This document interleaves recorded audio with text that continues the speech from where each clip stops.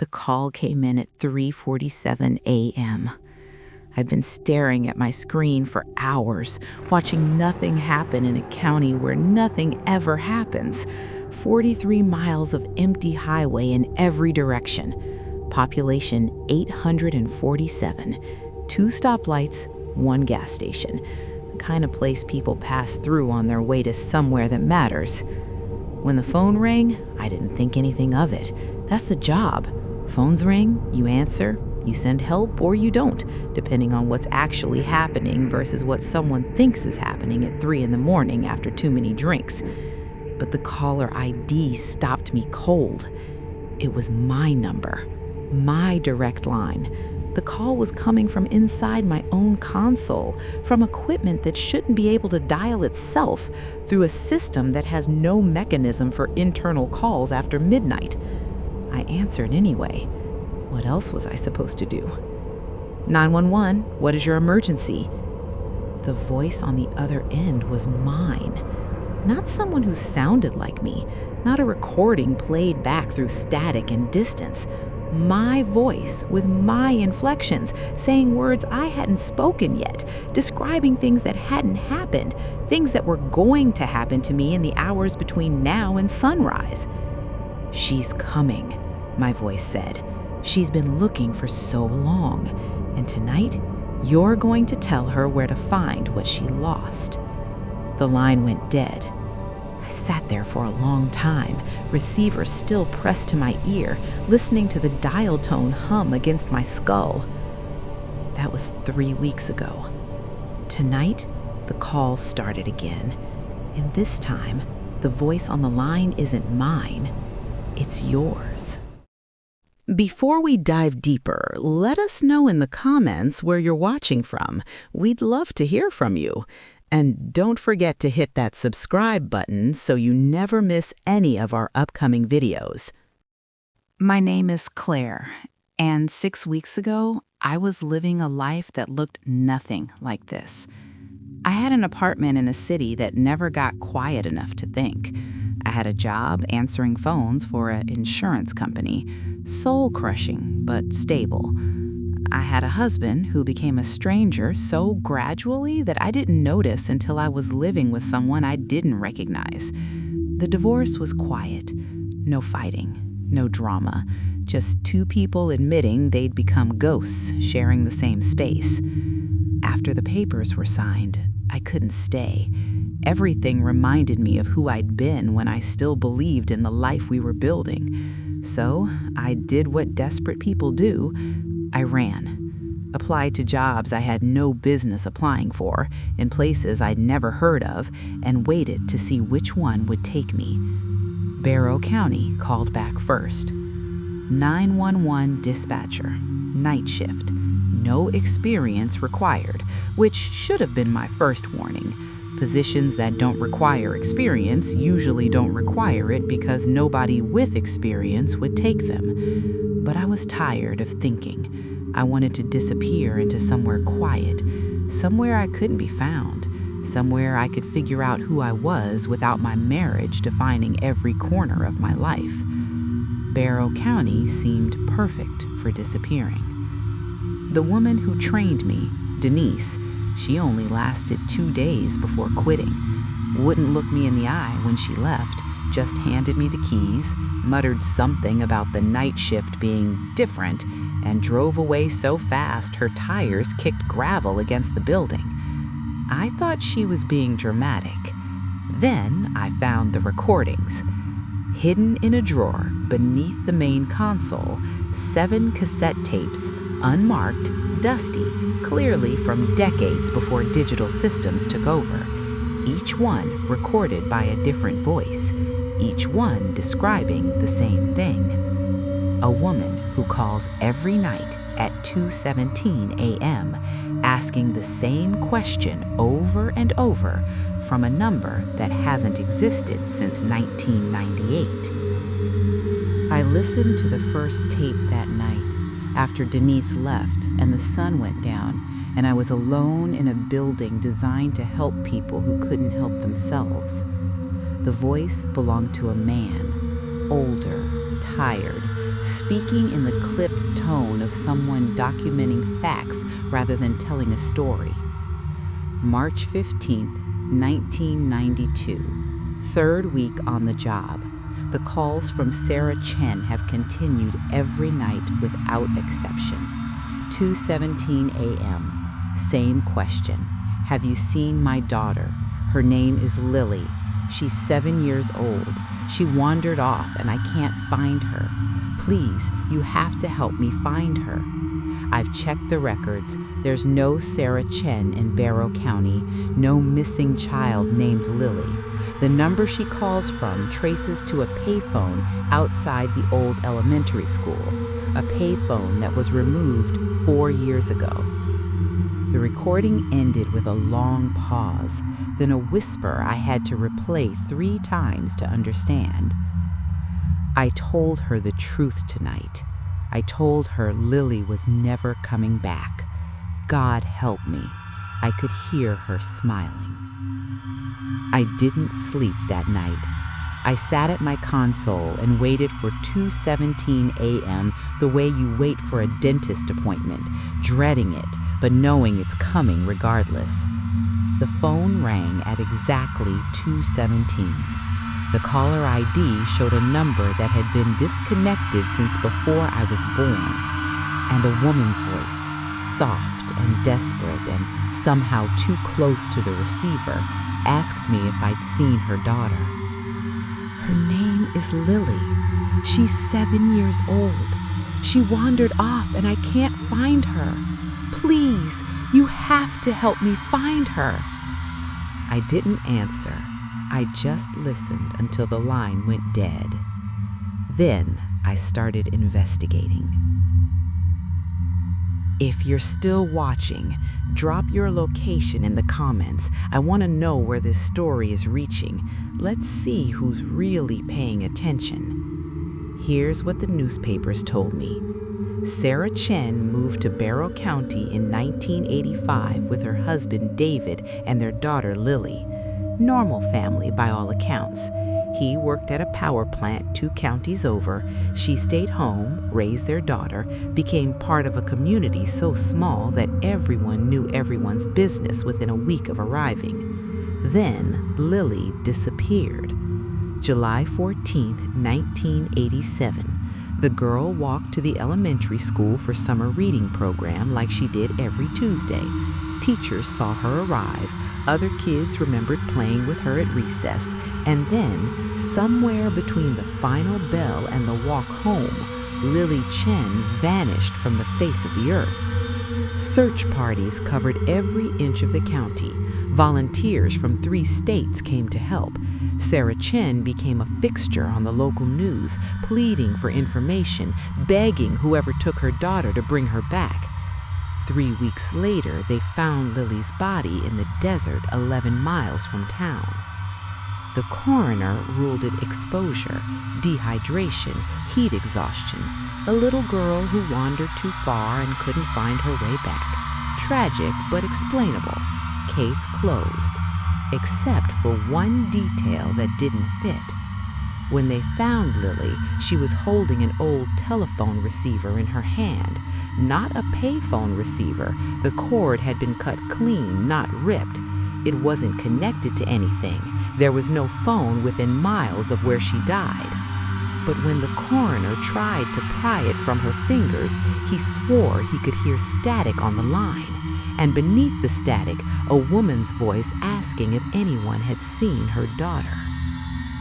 I listened to all 7 tapes over the next week, piecing together what happened to the dispatchers before me. The first one, the man from 1992, he disappeared 3 months after making his recording. His car was found at the dispatch center, engine still running, driver's door open. They never found him. The second dispatcher made it 6 weeks. She transferred to a station in Nevada and refused to discuss why she left. The third lasted 8 days before checking herself into a psychiatric facility, claiming she kept seeing a woman standing in her bedroom doorway at night, asking where Lily was. The fourth, the fifth, the sixth. All of them encountered Sarah Chen. All of them heard the same question. All of them eventually broke in one way or another, running, hiding, losing their grip on what was real and what wasn't. And then there was the seventh tape. This one was different. The voice was younger, female, steady in a way the others weren't, like she'd accepted something they couldn't. I finally understand what she wants. Sarah Chen isn't asking us to find Lily. She already knows where Lily is. She's known all along. A long pause, the sound of breathing, then she's testing us, seeing who will tell her the truth, because whoever tells her where her daughter really is, whoever speaks those words out loud, they become the next voice on the line. They become the one asking the question forever from a phone that doesn't exist, in a county that forgot them. The tape ended with a sound I couldn't identify at first, a rhythmic creaking like a chair rocking on old floorboards, and beneath it, barely audible, a woman's voice. "Have you seen my daughter?" The voice on that tape was familiar. I'd heard it before. I'd heard it every night for weeks. The seventh dispatcher didn't leave Barrow County. She became Sarah Chen. The newspapers never covered what happened to Sarah Chen after Lily was found. I had to dig deeper. Microfiche archives at the county library, court records that should have been sealed but weren't because nobody in Barrow County cared enough to maintain proper documentation, interviews with elderly residents who remembered the case but preferred not to speak about it. Here's what I learned. Sarah Chen was never charged with her daughter's death. The evidence didn't support it. She had alibis, she had witnesses, she had a husband who confirmed she was home when Lily disappeared, and a community that, for all its suspicion, couldn't prove she'd done anything wrong. But the rumors spread anyway. Whispers about a mother who seemed too calm at the funeral. Questions about why Sarah stopped searching after only 2 weeks when every other parent would have kept looking forever. A growing consensus that she knew something she wasn't telling. The truth was simpler and worse. Sarah Chen knew her daughter was dead before anyone found the body because Lily called her from a payphone outside the elementary school 3 days after she disappeared at 2:17 in the morning. The call lasted 47 minutes. When David Chen found his wife the next morning, she was still holding the receiver, still listening to static, still waiting for her daughter to speak again. She told investigators that Lily sounded scared at first, then confused, then resigned in a way no 7-year-old should ever sound. She said a woman came to get her, Sarah reported. A woman who looked like me but wasn't. A woman who promised to take her home but walked the wrong direction. Lily said she tried to run, but the desert kept going forever, and every time she turned around, the woman was closer. The last thing Lily said was, "Mommy, she has your voice now. Don't answer when she calls." Sarah Chen spent the rest of her life answering every phone call that came in after midnight. She died in 1990, alone in her house, receiver in hand, connected to a number that had been disconnected for years. And the calls from that same number started coming to the dispatch center 1 year later. After I found all this, I stopped sleeping. Every night at 2:17, Sarah's call came through. Same question, same desperation, same voice that somehow felt closer each time, as if whatever was on the other end of the line was learning to reach further through the static. I never answered. I let it ring. I let it go to the dead air that passed for voicemail in a system too old to have been updated properly. But I started noticing things. Shadows in the parking lot that moved when nothing was there to cast them. Reflections in my monitor that didn't match what was behind me.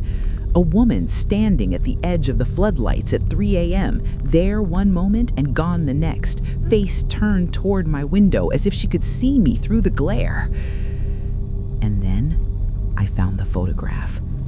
Hidden in the same drawer where I found the tapes, a Polaroid, faded with age, stuck to the bottom of the drawer by years of humidity. The image showed a woman sitting at my console, at my desk, in the exact position I sat every night. She was holding a phone to her ear, and she was looking directly at the camera with an expression that wasn't fear, wasn't desperation, wasn't anything I could name. She was smiling. I turned the photo over. On the back, in handwriting I recognized from the 7th tape's label, were 4 words: "She's already inside you." That night, at 2:17, the phone rang. I didn't mean to answer. My hand moved before I could stop it. And the voice on the other end was mine. Not my voice playing back, but my voice speaking in real time, asking questions I hadn't formed yet, saying things I would only understand hours later when they came true. I understand now what happened to all the dispatchers before me. They didn't run because they were scared. They ran because they started to feel themselves changing, their voice developing an echo, their reflection moving half a second too slow, their thoughts interrupted by questions they didn't remember forming. "Have you seen my daughter?" The question isn't Sarah's anymore. It hasn't been for years. Sarah Chen died in 1990, still searching, still listening, still waiting for an answer that would never come. But something heard her asking, something learned her voice, something discovered that when a mother loses a child, she creates a door made of grief and desperation and the absolute refusal to stop looking. Lily walked through that door in 1987, following a woman who wore her mother's face. Sarah walked through it in 1990, chasing her daughter's voice into static. Every dispatcher who answered the phone at 2:17 a.m. stepped a little closer to that threshold, and some of them crossed over without realizing until it was too late. I can feel myself standing at the edge of it now. Every night, my voice sounds less like mine and more like hers. Every night, the question rises in my throat before I can swallow it back down. Every night, I catch myself picking up the phone at 2:16, finger hovering over the answer button, waiting for a call that hasn't come yet, but somehow I already know is mine to take. I'm not recording this to warn you. I'm recording this so someone knows what I was before I became what I'm becoming. Because soon, the phone is going to ring, and when it does, I'm going to answer, and the voice on the other end will be yours. And I'm going to ask you the only question I have left. Have you seen my daughter?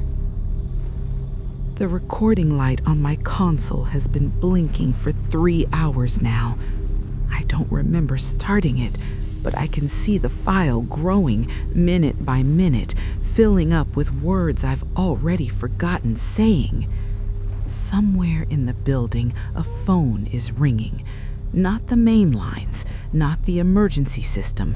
Something older, something that shouldn't still work. I think it's for you. If you've made it this far, you've heard enough of my voice to recognize it. You've spent enough time listening to understand the rhythm of how I speak, the patterns of how I think. That's how it starts. That's how it finds new voices to wear. So here's my last piece of advice from someone who's already halfway through the door.